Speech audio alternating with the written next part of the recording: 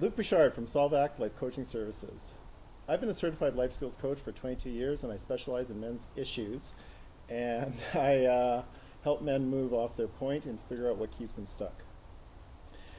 Today is video 16. It's Sunday and it's our interview days. And welcome. We're filming from my backyard and I'm so happy that you could join us. Today is the topic is obviously interviews. Our weekly theme is the male perspective, and I am interviewing Todd, my very good friend. So say hello, Todd. Hi. Well, I'm glad to be here. Okay. And you can speak into the microphone just a bit louder so we make sure that all your words are recorded. Testing 1, 2, 3. That's right. Excellent. Okay.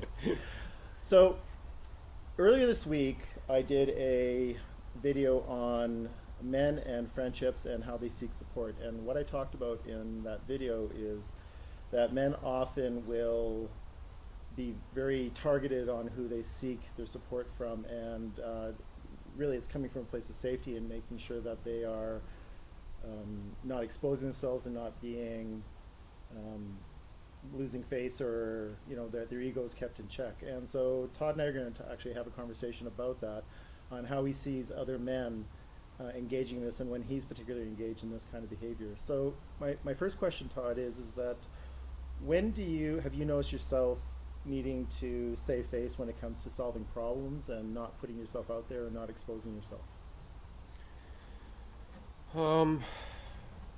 Well, my philosophy has always been to, I was kind of taught to do things right, to always do things right, and so if I've made a mistake, then I try and correct it. And I don't know about losing face. I'm not too worried about that. Okay. What more powers me forward is doing things right. Doing things right. That's kind of what the overwhelming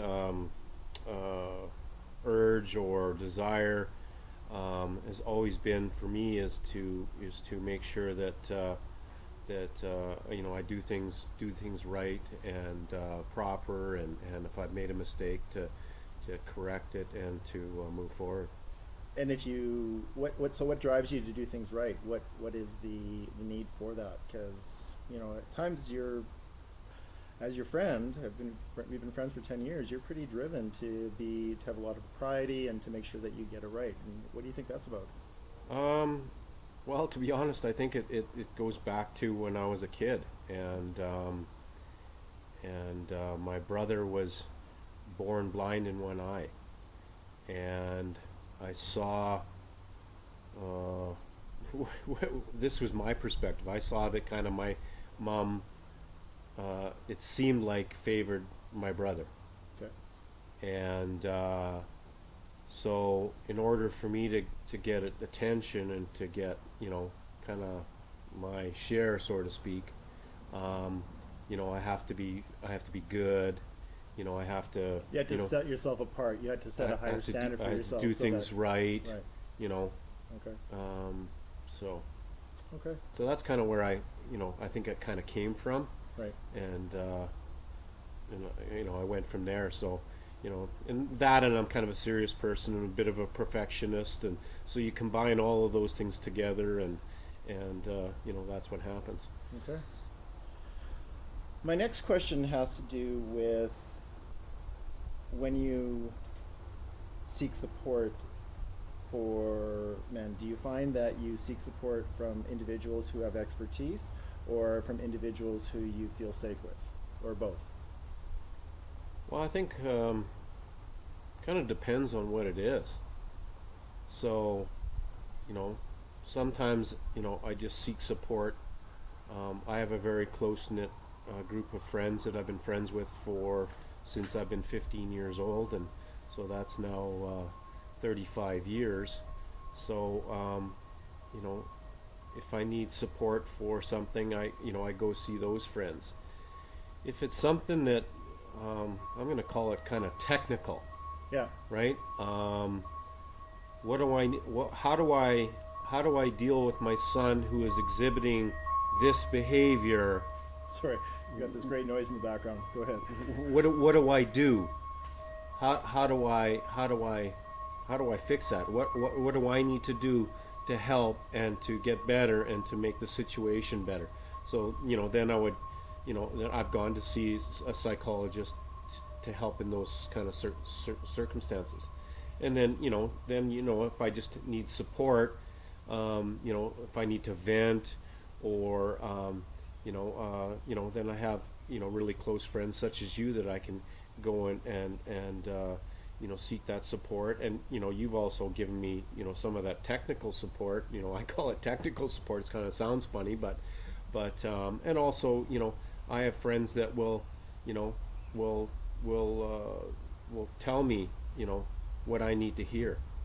They won't just sugarcoat it. Right. So do you find there's a level of honesty that comes with that? That kind of sugar-coating, non-sugar coating, that they kind of give you the straight goods? Well, if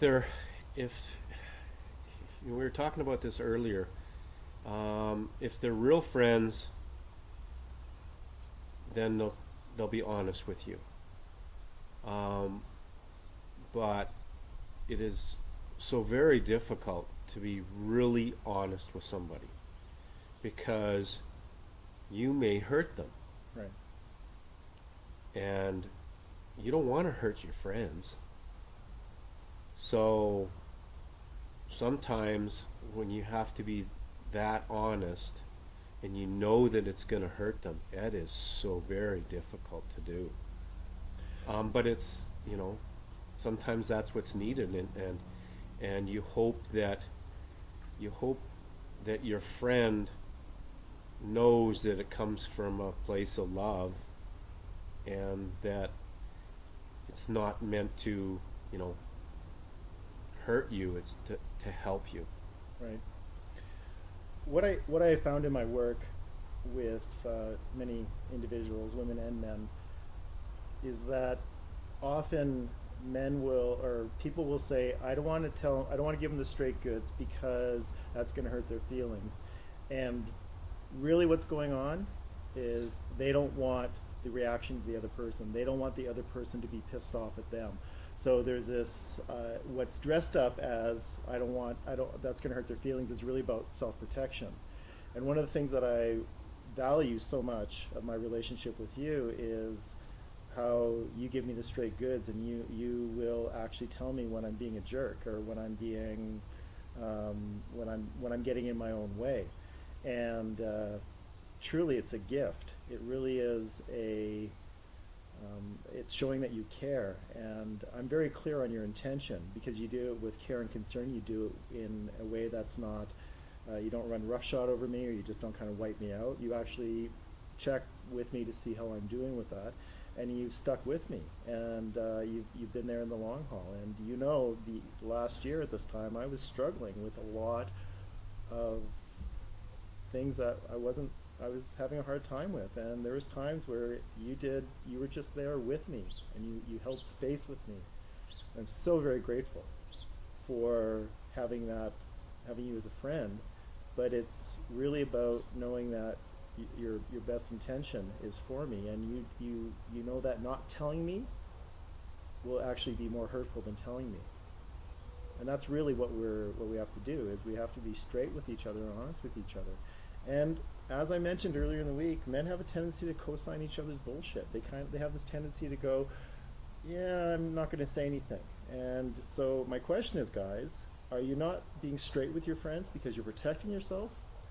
Or are you not being straight with your friends because you don't know how to do it differently? And it's really, it's something you have to search within yourself. It's the example I will use is that if your friend is going to go and speak in front of 100 people, would you tell them that his zipper's undone? Of course you would. Well, we need to also support our friends in other ways, saying you're not helping yourself right now, because really we're all in this together. Todd, would you share what you do for work so the audience knows? You don't have to share where you work, but what's your occupation? I'm a captain with the fire department. Okay. And captain, so you've been doing that for, I can't remember, was that 20 years? Or 23 years. 23 years. How do you see men that you work in pretty much a male-dominated industry. How do you see that? How are men with each other in the fire hall? With straight and being honest. Are they supporting each other, or are they just kind of co-signing each other's bullshit? No, I think we support each other in a kind of a different way than a normal relationship, say that you and I would. Okay. We use a lot of black humor, in the fire hall. So, if something happens, we see something, or you're participating in something, we share with each other, not so much the in-depth, oh that scared me. Sometimes that happens, but it's more about sharing the experience with each other, and kind of letting each other know that we're all part of the same team, and we all have seen the same things, and it's okay to be I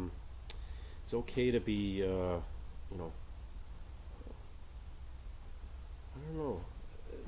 It's a great question, because we sit around the table and we talk a lot about various calls that we've gone through and been on, and share different experiences with other guys around the table, and everybody takes turns talking about different things. And I think what you get out of that is well, you share, but you get that it's okay to share. Right. It's okay to share those things that, oh, that was awful. That was a bloody awful call, and because of this, because of the family.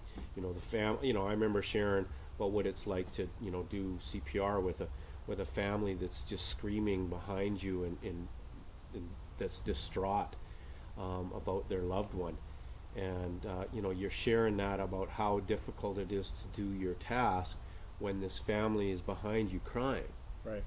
So you're sharing that experience with everybody, and I think what you inadvertently say is that that's tough. Right. And it will be tough when you have to do it, and we are all here for you, and we've done that, and we know what it feels like, and it'll be okay. And you're not alone. And Yeah. you're not alone in your experience. Yeah. My last question is one of how you understand men, and as men, and where do you think men get in their own way when it comes to having intimate relationships with women and other men and their children? Where do we get in the way of ourselves? Yep.